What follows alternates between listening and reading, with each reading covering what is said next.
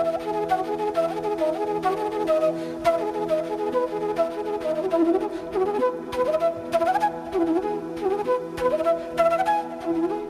afternoon. Welcome to EduSet Network. Friend, as you know, this week we are having discussion on modern India. We'll start with the conquest of British, and you all know they came as a traders, but over the time they become rulers. So we'll talk about their philosophy, their main ideology, and how they expanded their power in India. So we'll start with this, and in a subsequent lecture we'll talk about the different aspects of others period of modern India.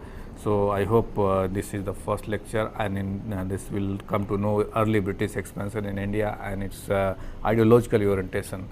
And for discussion on this very topic, we have in the studio Dr Manoj Sharma. He teaches history in Kirori Mal College, University of Delhi, and has keen interest and eye on the how British India and modern India is related there. His study of research is this. So on your behalf, I welcome Dr. Sharma for EduSet lecture on this very topic. Welcome, sir. Thank you. So today we will talk about the early British expansion in India and the various ideological orientations. We all know that British, they came as traders to India, and after some time they became rulers. So the various ideological or various philosophical trends of British, they could be seen in India as well. When we talk about the British, we generally talk about the 18th century, the Battle of Plassey and the Battle of Buxar. They were the important battles initially, because of which British could gain control over India. They could expand and enhance their power, and over a period of time they could consolidate their hold over India. The transformation of British from traders to rulers over a period of time, because of the ideological orientations as well as the practical policies which were followed by them, were a very important development in modern Indian history. The British sense of superiority, they considered themselves to be superior in nature, and they considered Indians as totally inferior. The sense of racialism, the way Indians they were being treated in different spheres of administration, was another important factor, the way in which British treated the Indians. Before going to the ideological orientations, the kind of influence, the kind of origin they had, let us briefly talk about the kind of capitalism in India which British brought. Mercantile capitalism was one kind of capitalism which we can see in India initially. India got bullion when British they came as traders to India, and that bullion was in the form of gold and silver, because British took a lot of finished products from India and exported it to Britain. In a way, we can say that India became the sink of the world, as the wealth of India was increasing over a period of time. The various exports from India increased India's wealth and made it the sink of the world. After the phase of mercantile capitalism, we can very well see the phase of industrial capitalism, as industrial revolution had already taken place in Britain, and the British industries they required raw materials, and these raw materials they had to be taken from India to Britain. They were being exported from India to Britain, and so that the British industries they could be fed on them. The Indian handicraftsmen they lost because of this, because the cost of the raw materials it increased over a period of time. So they lost as buyers, and over a period of time they also lost as sellers, because when the cost of production increased because of the increase in the cost of the raw materials, then they were not being purchased in the Indian market. So that way it had an impact in terms of deindustrialization also. And at the same time you can very well see that the burden on the Indian agriculture also increased, because these handicraftsmen, they shifted to agriculture. So, the burden on agriculture, it increased, and the industries could not develop in India. Secondly, the costlier Indian products, they had to compete with the cheaper products which were machine made in Britain. In this way also, the Indians, they also lost. The third phase of capitalism was the finance capitalism. The opportunities for investment in Britain, they were dwindling, they were drying up. So, now the British, they had surplus capital, and they did not know where to spend this surplus capital. And in India, they could find the avenues for investment. For example, in railways, in telegraph, etc., a lot of British capital was invested, and this British capital, they got handsome interest on that by the Indian or by the British government which was ruling in India. Now, talking about the ideological orientations, when talking about the ideological orientations of the British, we can say that the British idea of themselves as an imperial people was charged with the governance of others, had its origin in the discoveries and conquests of the 16th century.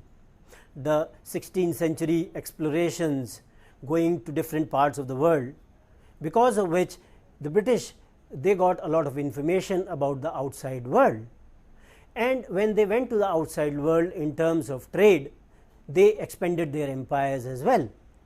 Their consideration when they went to Ireland, that Irish people, they were the barbarians and they were uncivil. Who would benefit from the British presence was an idea which was used to justify their subduing of Ireland and setting up of their plantations. So, Irish people, they were considered as uncivil, they were considered as barbarians in nature, and now British felt that it was their divine responsibility or ordained responsibility to civilize these kind of people. Sir Thomas Smith, he argued that God has given the English responsibility to inhabit and reform this barbarous nation. So, British, they got this kind of ideological thrust from the philosophers or the thinkers, those who said or argued that British, they had this kind of responsibility to civilize the barbarous nations. With the conquest of Ireland, British became the new Romans, charged with the civilized backward people. The English took this rationale for the subjugation of foreign people from Ireland to America, then to India, Asia and Africa. So, we can very well see as the Roman Empire during the earlier part, which took this responsibility to civilize the people from different parts of the world in order to expand its own empire. In the similar manner, British, they also took this responsibility to civilize people in different parts of the world. We can also see the idea of patriotism and the Britishness which developed during this time. The British patriotism, evoked by frequent wars, further got strength from expansion of British power across the seas. When British, they went to different parts of the world and they began to stranglehold the different regions under their control, then they thought that then the idea of patriotism, it originated in them, and the growth of the empire and the conviction of the Britishness, they went together. Secondly, the British, under the influence of the ideals of enlightenment, they announced that their own preeminence as a modern and civilized people. They considered themselves that they were the modern people, they were the civilized people, and now it was their responsibility to civilize people from other parts of the world. And when one is talking about that one is more civilized, one is more modern, one is more progressive, then one has to cite that the other is not civilized. So, they tried to describe themselves as enlightened, modern or progressive, and which also meant that someone else had to be shown as a savage or a vicious or primitive or backward.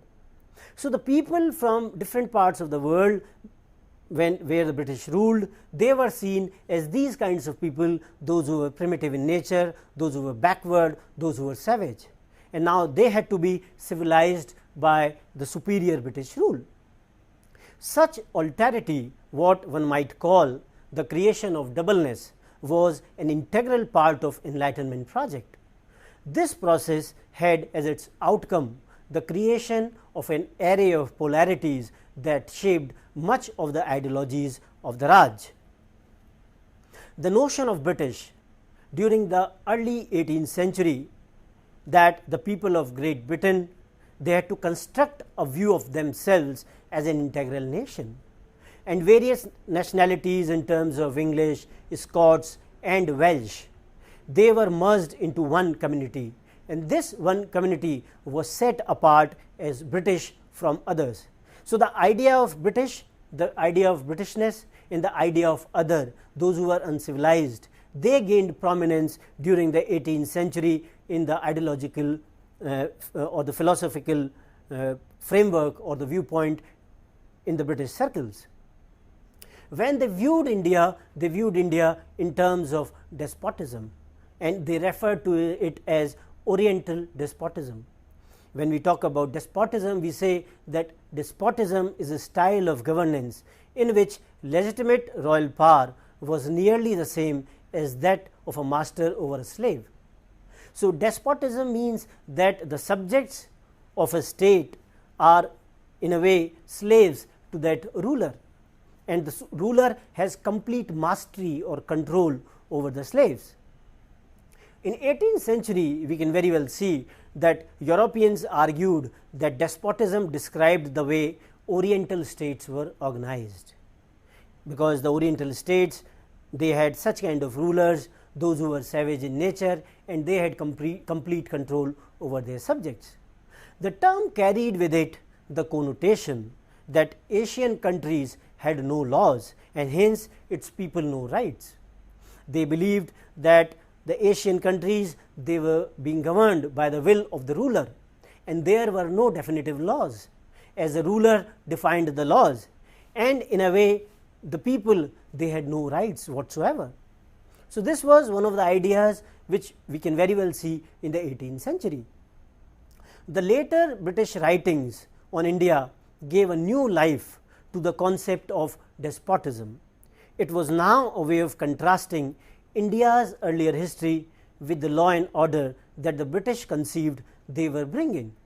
The British writings, they suggested that India was some sort of a lawless state. There were no laws which were there in India, and now British, when they came to rule India, they were bringing a number of laws, and the Indian subjects, they had to follow these kind of laws, and by following them they will become more civilized in nature. When we talk about Orientalism, Edward Said, he argued that Orientalism was a knowledge which was thrust from above through the power of Europeans. So, this argument in itself is a prejudiced argument, because in the sense that the Europeans were the not only people those who provided this kind of knowledge and thrust them to the people those who were living in the East. Contrary to it, there are others, those who argue that, for example, Eugene Ischik and many others, those who argue that it was produced through a process of dialogue in which the colonial officials, Indian commentators and native informants participated in a collaborative intellectual exercise. So, the other view, it argues that it was not thrust on the natives or the Asians, rather there was some kind of collaborative effort, some kind of interchange or interaction in the ideas between the colonial officials, Indian commentators and native informants, and it led to the creation of the idea of Orientalism. Orientalism in practice in its early phase could be seen in the policies of the company's government under Warren Hastings. When Warren Hastings, he became the governor of Bengal, he followed certain policies because of which we can very well see the ideas of Orientalism. The fundamental principle of this tradition was that the conquered people were to be ruled by their own laws. British rule had to legitimize itself in an Indian medium. They argued that the Indian laws which were being made, they had to be applied when the Indians, they were being governed. In the sense that some people, they have also argued in terms of reverse acculturation. It is therefore needed to produce knowledge about Indian society, a process which Gauri Vishwanathan has called reverse acculturation. Reverse acculturation means that British, they were getting accultured because of the things or the policies or the ideals which we find in Orientalism. It informed the European rulers of the customs and laws of the land for the purpose of assimilating them into the subject society for more efficient administration. The European rulers, they had to assimilate these laws of the land, and so that reverse acculturation also takes place. This political vision led to the establishment of Fort William's College at Calcutta in 1800, and it was established to train civil servants in Indian languages and tradition. So, we can very well see that British, they were also ready to borrow something from the Indian traditions and culture, so that their administration is also smooth. But at the same time, we have also to agree to this fact that Orientalism was also rejected. The Orientalist discourse was initially premised on a respect for ancient Indian traditions. It produced a knowledge about the subject society, which ultimately prepared ground for the rejection of Orientalism as a policy of governance. So, it was suggested that Orientalism as a policy of governance was not conducive for British to rule in India, and it had to be rejected. And at the same time, these scholars, they highlighted the ancient glory of India, but now they emphasized the subsequent degeneration of Aryan civilization. They suggested that the Aryans, those who came to India from Europe, now that Aryan civilization, it has witnessed or seen some kind of degeneration. So, the Oriental despotism or Orientalism has to be rejected, and new policies have to be followed by the British. This legitimized authoritarian rule, as India needed to be rescued from the predicament of its creation and elevated to a desired state of progress as achieved by Europe. So, this idea was also given credence that the authoritarian rule has to be legitimized, and this legitimization of authoritarian rule also took place. When we talk about the early Orientalism, we talk about Warren Hastings. He patronized Oriental learning, and he prepared the way for the development of work of British Orientalism or Orientalists in India. Warren Hastings wrote the introduction to the first English translation of Gita or Bhagavad Gita by Charles Wilkins. William Jones was another scholar who came to India, and he established linguistic connection between Sanskrit, Greek and Latin, and he suggested that they all belonged to a group of Indo-European languages. So, these kind of ideas were generally seen in the 18th century. During this time, we can also very well see that William Jones laid the foundation of Asiatic Society of Bengal in 1784, with the purpose of inquiring into the history, civil and natural, the antiquities, arts, sciences and literatures of Asia. So, Asiatic Society of Bengal in 1784 aimed at regeneration or finding more about the arts, sciences and literatures of Asia. So, it was in a way a thrust to Indian literature, Indian language. At the same time, we can very well see the establishment of Calcutta Madrasa in 1781 and Sanskrit College in Banaras, they were meant to promote the study of Indian languages and scriptures. And when we talk about these kind of institutions, we can also talk about the Delhi College. The Delhi College, which is now the Zakir Hussain College, it also developed during the 18th-19th centuries. Then we can, after Warren Hastings, we can talk about Cornwallis. Warren Hastings' policy, it was abandoned by Lord Cornwallis, who went for greater Anglicization of administration. He had a low opinion about Indian character, ability and integrity. He considered them to be corrupt. The higher posts in the administration and army could not go to Indians. So, this kind of policy was followed by Lord Cornwallis. He paid higher salaries to the British administrators in India. He sought to improve their honesty so that they may not become corrupt. But at the same time, when he increased their emoluments, their salaries, he never thought of applying the same methods to Indian administrative personnel. They were being lowly paid. So, these kind of ideas about rejection of Indians, considering them as corrupt and totally inefficient, was generally seen during the reign or period of Lord Cornwallis. These ideas of prejudice and racialism, they also lasted throughout the British rule in India. We can very well see the idea of racialism, to consider Indians as inferior and to treat them at par, in a way that Indians, they were not being allowed to go to the various clubs. In many clubs, Indians, they were not being allowed to go inside, and they were treated at par with the dogs. And in some of the films also, you can very well see that dogs and Indians are not allowed. So, these kind of slogans, they were written outside the European clubs. So, this was the kind of attitude and mentality which we can very well see during this time.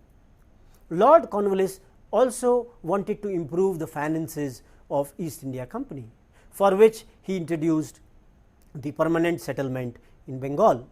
The permanent settlement was introduced in 1793. Under the arrangement, or under this settlement, the zamindar would have to pay the government virtually 10/11 of the rent which they would realize from the tenants, and retain for themselves as cost of collection and compensation only 1/11 of it.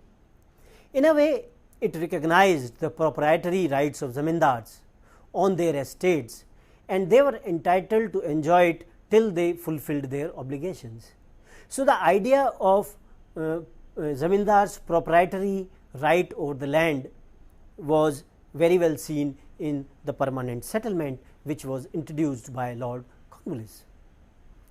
N.K. Sinha is one of the scholars who has written in his work the economic history of Bengal, and he says that the government sacrificed nothing in making the settlement.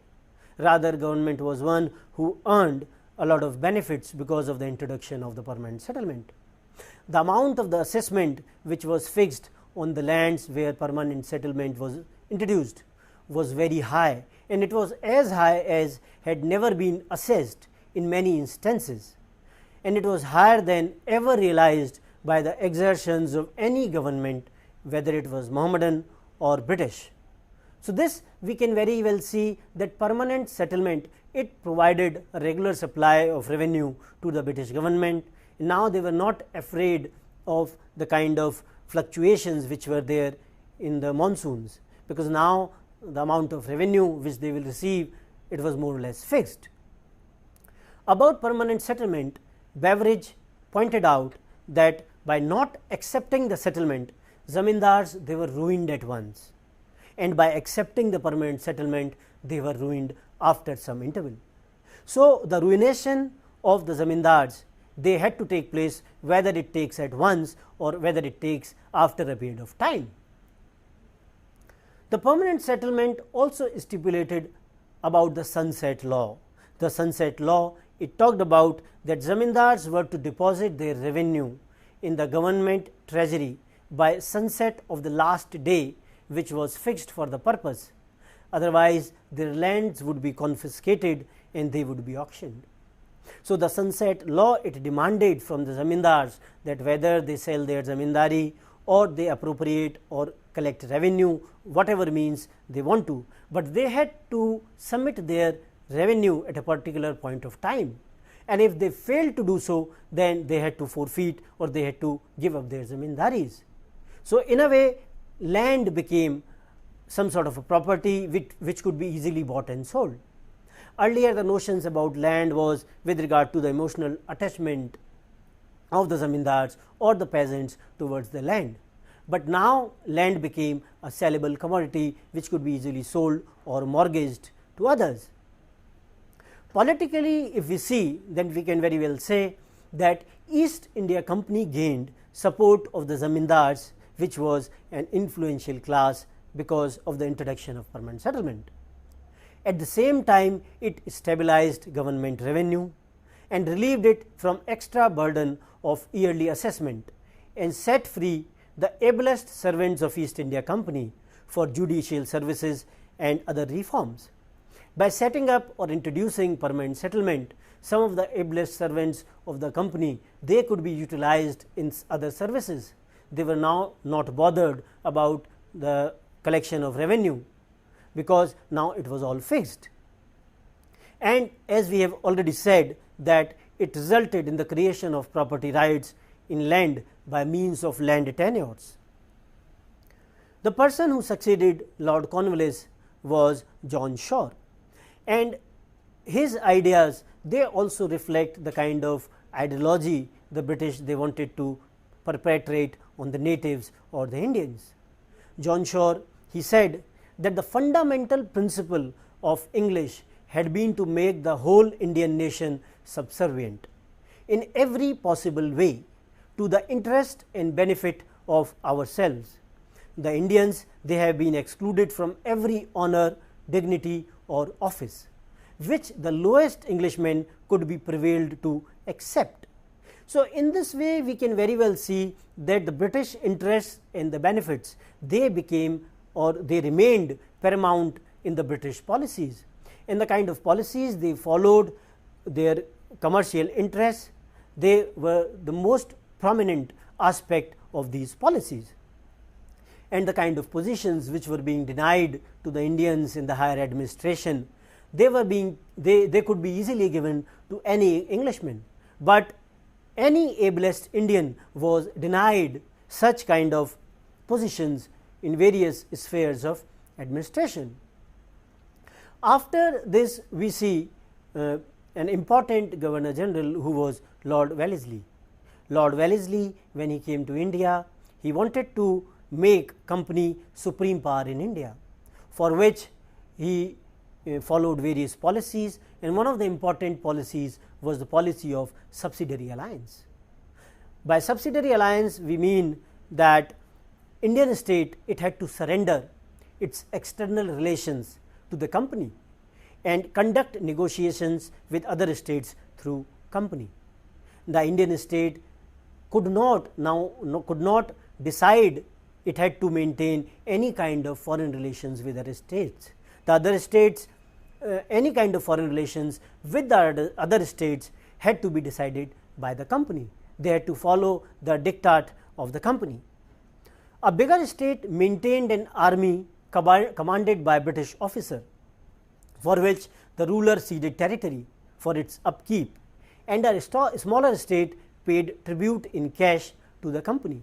So, a British contingent had to be maintained by the state, for which the state had to cede a territory or pay the amount in cash, and the smaller states, they had to pay an annual amount, so that the British, they can provide protection to them. At the same time, the state had to accept a British resident.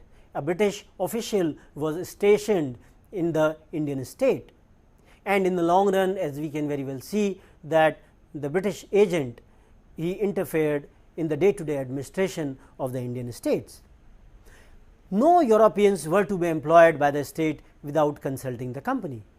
The company said that no Europeans, they were to be employed, and if they were to be employed, then the consent had to be given by the company. The subsidiary alliance, it brought a number of advantages to the British. Firstly, subsidiary alliance system was considered to be the Trojan horse tactics in empire building. Because of the subsidiary alliance, Wellesley was able to secure a lot of support, a lot of military strength, a lot of finances, and it helped in the empire building in India. Moreover, secondly, we can say that it enabled the company to establish or maintain a large standing army at the expense of Indian princes. Now, because the Indian princes, they had to pay for the army which was stationed in their own states. So, but the army was under the command of the British. So, in this manner they could command a larger army within context of India. Thirdly, we can say the stationing of the company's troops in the capital of the Indian princes gave English control of strategic and key positions in India. When the British troops, they were being stationed in the Indian states, so they were placed at key positions and at the strategic positions. In that way, the British gained. Moreover, the company became arbiter in inter-states disputes. If there were any kind of disputes between various states, then the company, it became some sort of an arbiter, because now company was negotiating with different states, and if there was some kind of conflict or some kind of misunderstanding with regard to any kind of agreement, then the British, they settled their disputes. So, in a way, the British gained from this perspective as well. The British resident wielded considerable power in affairs of the Indian states. We can also very well see that the British resident, over a period of time, he became more and more powerful in the Indian states, and he started to interfere in the day-to-day administration of the state as well, which created some kind of conflict between the rulers and the British resident, as we can very well see in the case of Jhansi and in other states, which created some kind of conflict or antagonism between the rulers as well as the British. Moreover, we can very well see it in terms of the disadvantages which occurred to the Indian states. Indian states, they became subordinate and they lost their independence. The Indian states, they were subordinated to the rule of the British, and now they were no longer independent. The British resident, he interfered too much in the internal affairs of the state. So, this way also they lost. Moreover, it led to the financial troubles in the states, as huge sums of money had to be paid to the company and its officials by the states. A part of the territory was also sometimes ceded, so that the revenues for maintaining, or the money for maintaining the military contingent could be raised. So, in this way the Indian states, they were becoming poorer. At the same time, we can also say that the British state supported every weak and oppressive ruler, and it deprived people of any possible remedy against misrule. The states in which some kind of misrule was there, those states were also supported by the British, and the rulers and the subjects, they did not have any kind of opportunity to get rid of this misrule, because they were being, the state or the ruler was being protected by the British. Another important ideological orientation can be seen in terms of paternalism of the Raj. The policy of paternalism, it came from the consistent disdain for Oriental despotism, from which Indians needed to be emancipated. So, the British, they wanted to suggest that the Oriental despotism was a very negative kind of governance, and the Indians, those who were under this kind of governance, they had to be emancipated from this kind of misrule. And despotism was something which that distinguished the Oriental state from its European counterparts. The European counterparts, they were living in the age of humanism, rationalism, in age of democracy, etc. And despotic and Oriental despotism had to be removed, and in a way the paternalism of the Raj, it had to replace it. It was the same logic that provided an implicit justification for the paternalism of the Raj. The emergence of a strong state on premise that natives were not used to enjoying freedom and needed to be emancipated from their corrupt and abusive feudal lords. On the one hand, many British officials, they exhibited paternalist attitude, and on the other hand they supported authoritarian rule in India. On the one hand, they were talking about that Oriental despotism should be removed, but at the same time they also wanted that more and more authoritarian rule should be applied to India. And one purpose of Fort William College was to prevent the spread of the ideas of freedom preached by French Revolution. The French Revolution, which preached the ideas of liberty, equality and fraternity. So, all these ideas of modern ideas of democracy, good governance, etc., they were not to reach the Indians. The Indians, they should not become party to such kind of ideas and ideals, because Indians were not fit for such kind of rule. Eric Stokes has said that there were two distinct trends which emerged in Indian administration of East India Company. On the one hand was the Cornwallis system, which was based primarily on permanent settlement. Cornwallis introduced permanent settlement with the hope that rule of law and private property rights would liberate individuals' enterprise from the shackles of custom and tradition and would bring modernization to the economy. But Thomas Munro in Madras and his disciples in western and northern India, such as Mount Stuart Elphinstone, John Malcolm and Charles Metcalfe, thought that Cornwallis system did not pay attention to Indian tradition and experience. And that is why we see that how Munro introduced Rayatwari settlement with the intention of preserving India's village communities.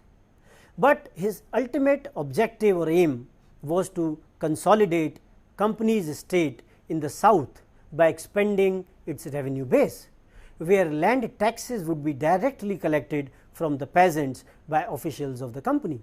So, the Rayatwari settlement it is stipulated that the Rayats or the subjects, they should pay their revenue directly to the company or the British officials. Another historian, Burton Steen, he has suggested that both systems were based on same fundamental principles of centralized sovereignty, sanctity of private property to be protected by British laws. So, whether we see it in terms of permanent settlement, we see it in terms of Rayatwari settlement, Burton Steen, he has argued that the fundamental principles, they remained the same. The idea of centralized sovereignty, where British, they had to rule, the sanctity of the private property, that had to be maintained, and British rules, they were paramount in deciding all these aspects.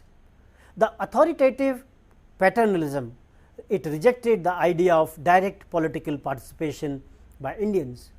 The authoritative paternalism, it suggested that Indians, they should not directly participate in the political development in India. The respect and paternalism were the two complementing ideologies of the early British Empire in India. Apart from this, we also see certain other new intellectual trends or currents during this time. The new intellectual currents in Britain, they preached the idea of improvement and thus pushed forward the issue of reform in Britain and in India. Hutchins has argued that two schools of thought, evangelicalism and utilitarianism, they asserted that conquest of India had been by acts of sin or crime.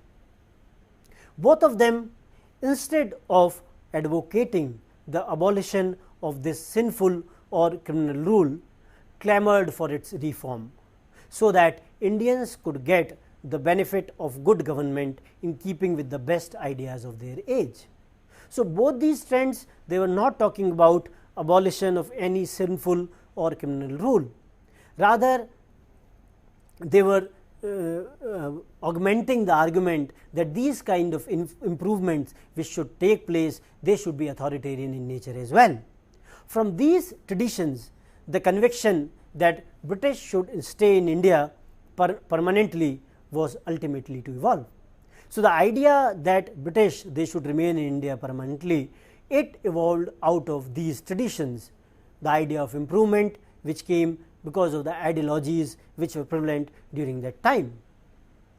When we talk about evangelicalism, we say that it began its crusade against Indian barbarism and advocated the permanence of British rule with a mission to change the very nature of Hindustan. It also argued that Indians, they were barbarians, and British rule, it will change the nature of Hindustan by applying their own laws and rules.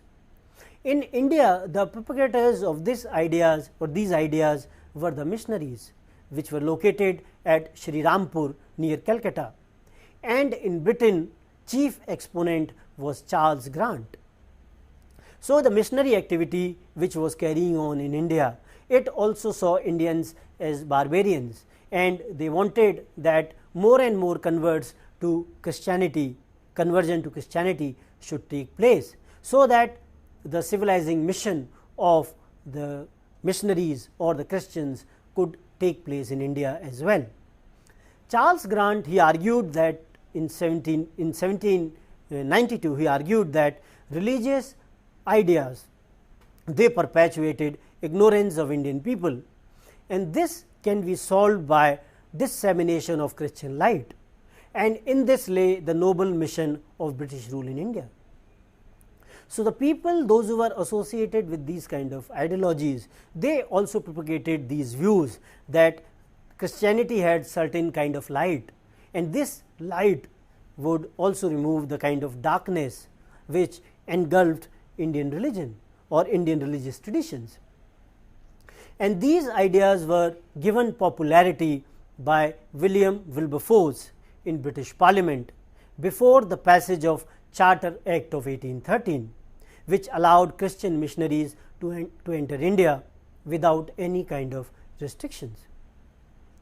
William Wilberforce, he argued in the British Parliament that Christian missionaries, they should be given there should not be any kind of restrictions on the Christian missionaries when they come to India. They should be given the kind of free passage so that they can carry on their activities in India in terms of civilizing them.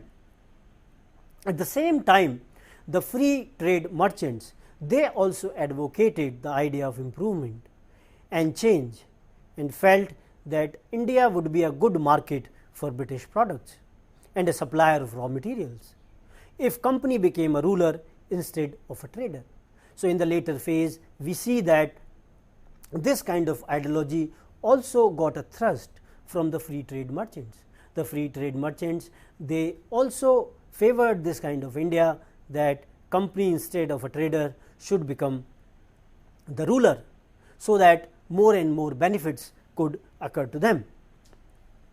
Fundamentally, we see, then we can very well say that there was no major difference which existed between evangelist and free trade merchant positions as regard the policy of assimilation and Anglicization.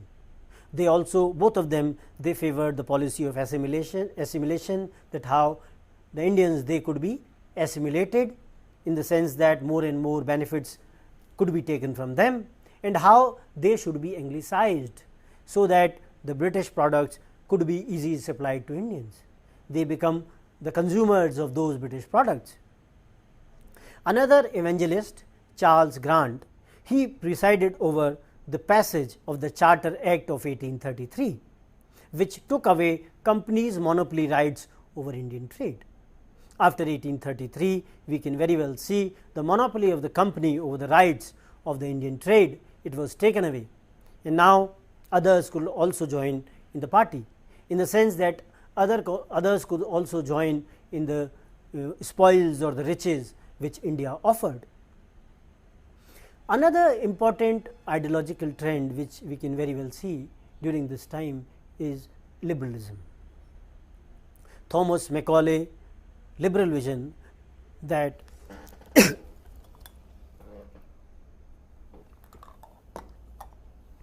Thomas Macaulay's liberal vision that British administrators' task was to civilize rather than conquer set a liberal agenda for the emancipation of India through active governance.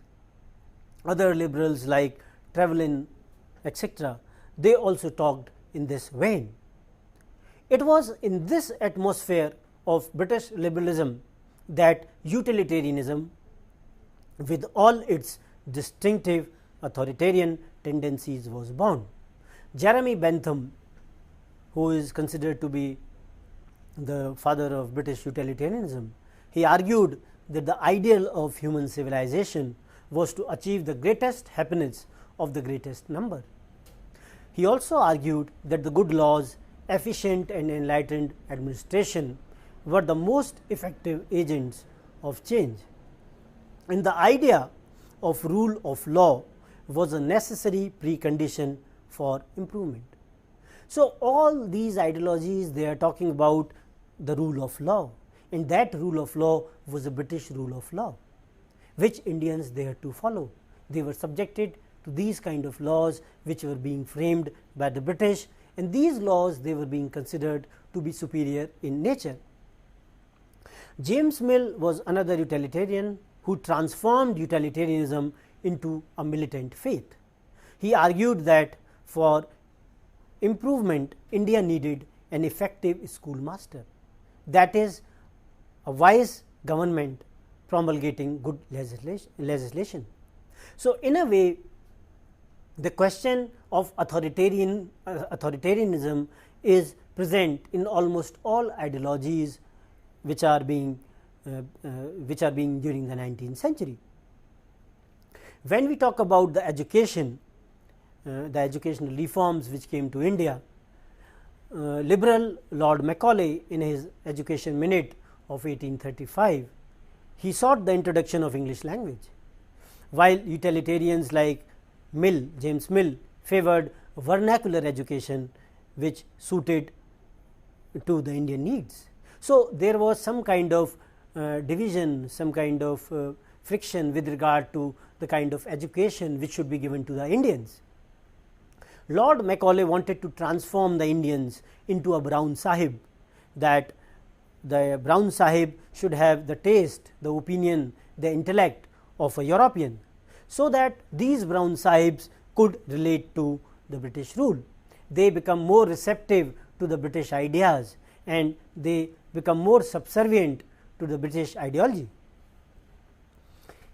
Though through the Orientalist and the Anglicist debate on the nature of education in India, the persistence of the dilemmas in imperial attitudes towards India in the first half of the 19th century, they were reflected. The British, they were not very sure the kind of dilemma they had, the kind of policies or the kind of things they should impose or inculcate in India, that we can very well see. And Lord William Bentinck was an epitome of this kind of dilemma. He had faith in utilitarian philosophy, and he abolished sati and child infanticide through legislation, because utilitarian philosophy believed in legislation. So sati and child infanticide, they were being banned or they were being abolished in India during his governor generalship. But at the same time, he retained his faith in the Indian traditions and cited ancient Hindu texts as scriptural logic in abolition of sati. So, he goes back to the Indian scriptures in terms of abolition of the sati, citing them as reasons so that sati should be abolished. The revolt of 1857, which we see, it convinced many in Britain and in India that reforms were dangerous and Indians could never be trained to become like the Englishmen. And and British, they should be cautious in terms of following any kind of policy of reform, so that they may not antagonize the Indians, as they had seen during the revolt of 1857. Now their approach could be seen in the sense that now they emphasized India's, not only India's differences, but also its inferiority, that Indians, they were more and more inferior to the British. In the later ideological orientations or philosophies, one was by Rudyard Kipling, who talked about the white man's burden, the white man's burden of civilizing the Orient savage, that the Europeans or the whites, they have this kind of burden over them, that the savages or the colored people, they should be improved or they should be made civilized. Such racial utterances and ideological orientations were the bedrock of British rule in India, which we can very well see. In retrospect, when we try to see the various methods which were employed by the British so that they could exercise their control over India, we can very well see that British, they secured revenues from various areas, and they all at the same time they sought control, direct control over various regions. Securing revenues would give them a constant supply of money, which could be utilized for their personal for the gain of the company, and at the same time the control over various areas, it also provided them some kind of benefits which they could utilize for their further expansion and consolidation in India. For example, the Diwani rights which they acquired after the Battle of Buxar by the Treaty of Allahabad, the Diwani rights of Bengal, Bihar and Orissa, and from there on how British rule, it expanded to various parts of India.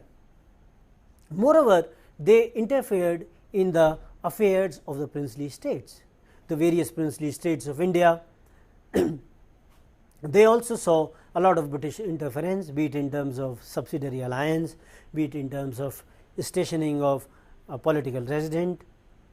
They witnessed a lot of interference. At the same time, British directly fought a number of wars, not only in India, but they also utilized Indian resources to fight wars abroad as well. The various Anglo-Mysore wars, the various Anglo-Maratha wars, wars in Sindh, etc., which were fought by the British, Anglo-Burmese wars, wars with Afghanistan. All these wars, they had their own, they had their one ideology, the imperial ideology, to gain as much as possible from these areas so that the British rule could flourish. I would also like to highlight in retrospect the permanent settlement of Lord Cornwallis, which we have already discussed very well, and the subsidiary alliance of Lord Wellesley. Both these also helped British in consolidating their empire. The drain of wealth from India to Britain in form of investments in the sense that the kind of revenues which the British could seek from the Indian states, they were being invested by the British in purchasing products from India, and then these products, they went to Britain, for which India did not get anything in return. Moreover, when we are talking about drain of wealth, the home charges of the company which were being paid in Britain, they were also taken from the Indian revenues. The servants of the company, they were being paid from the Indian revenues, and the pensions and the salaries of the British officials, those who were derisively called as the British Nawabs, people like Cornwallis, people like Hastings, they were derisively called Nawabs in Britain, because they amassed so much wealth from India that people, they became critical towards them. At the same time, the economic policies with regard to trade and industry which were being followed by them, they were also very, very important. The kind of policies, they also reflected their ideology. The commercialization of agriculture, the British, they commercialized agriculture. The various crops which were being grown in India, they were converted into cash crops in the sense cotton, indigo, jute, etc. They were being grown more and more, so that they could be easily exported from India to Britain, so that they can feed the British industries. The doctrine of lapse of Lord Dalhousie, which stipulated that no native state could adopt an heir, and if an heir was adopted, then the tika or tilak was to be given by the company. So, these kind of laws, they antagonized Indian states, but at the same time the motive of the British was to secure as much as revenue, as much as financial benefits from these states. I would also like to talk about the British forest policy, though in organized form we see it in later stages. The British forest policy was commercial in nature, because the various forest areas in India, more and more forest areas were being converted into the reserve forest areas, and when these reserve forest areas, they were to be utilized by the British for their own growth and development. Indians, they were being debarred to enter these reserve areas, and the people, those subsistence was dependent on these areas, they were being debarred to enter such areas. And that is why we find that because of the forests, a number of revolts, they also took place. The various tribes like Santals or Chenchus of Hyderabad, etc., they revolted in various measures, because the British, they denied them their customary rights in the forest. The motive of the British in preserving or conserving forests for themselves was to secure as much as wood, so that the railway expansion could take place. And at the same time, they also wanted that the British ships, they could also be manufactured because of the high quality wood which could be found in the Indian forest. The furniture needs of the British, they were also met by the Indian forests.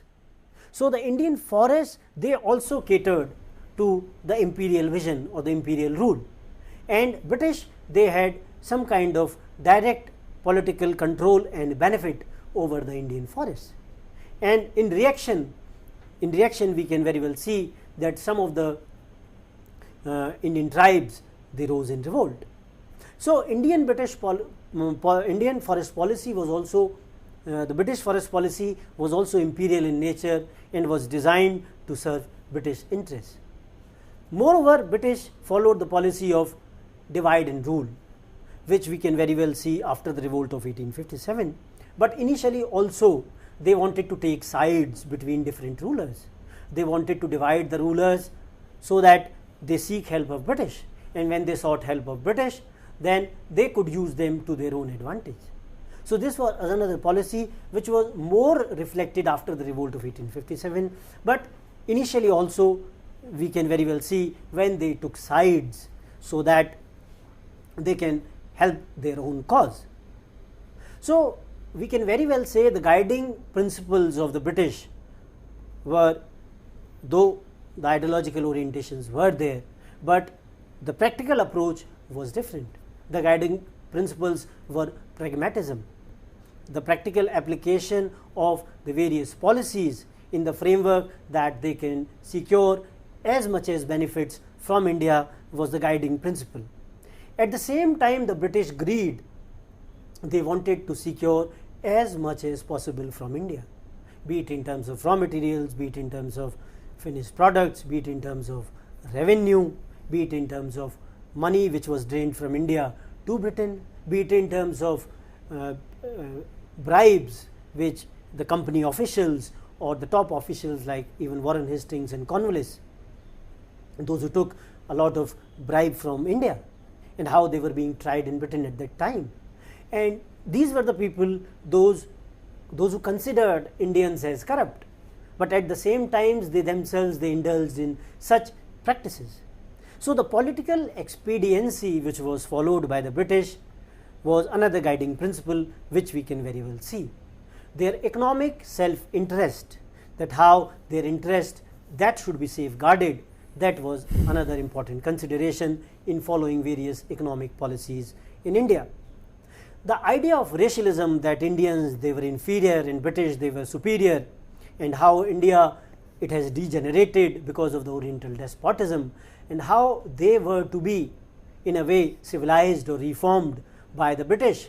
The ideas of humanism, the ideas of rationalism, the modern education which will be given to the Indians by the British, the kind of sense of superiority that was there, which was evident in the British practices. In a way, we can sum up by saying that they wanted to oppress India in whatever measure, in whatever way they could, and their ideological orientations, which may have, or which did in fact in some measure affected the Indians or the Indian political administrators in India. But the guiding light in terms of policies was the idea of pragmatism, racialism, sense of superiority, political expediency, and the economic self-interest, which guided the British policy. Thank you. Okay. Well, friends, this was a really enlightening lecture on the early British expansion in India and their ideological stands. So I hope today's lecture must have helped you to understand the basic concepts in regard to the British expansion and their philosophy. Tomorrow we will discuss on another topic, and the same resource person, Dr. Manoj Sharma, will be available for the lecture. So with this word, we conclude the lecture today. I thank all of you for watching the lecture, and on your behalf, I thank Dr. Manoj Sharma for giving such a wonderful lecture. Thank you very much.